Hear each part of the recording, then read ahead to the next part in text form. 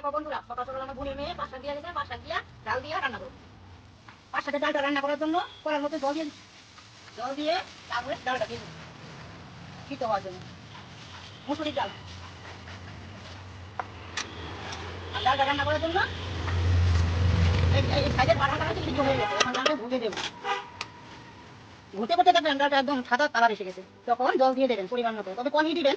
বেশি জল দিলে ডালটা পাতলা হয়ে যাবে, ঘন করলে ডালটা একটু স্বাদ লাগবে।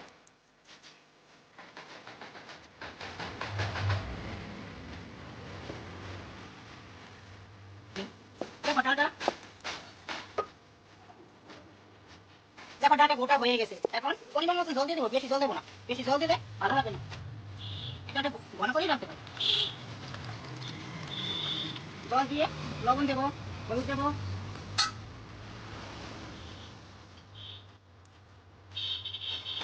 কাঁচা লঙ্কাও দেবো।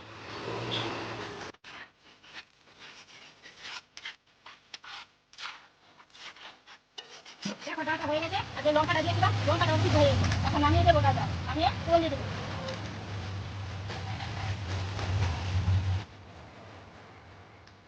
কড়াইতে তেল দিয়ে ফোড়নের জন্য দুটো শুকনো লঙ্কা আর পোস্ত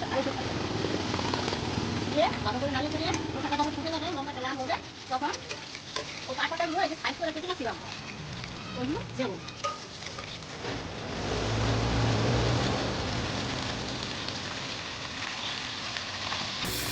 তখন নাড়িয়ে দিয়ে কাঁটাটা একটু মজে যায়, তখন ডালটা দিয়ে দেবো। এই দেখেন কাঁটাটা মজে অনেক কমে গেছে, এখন ডাল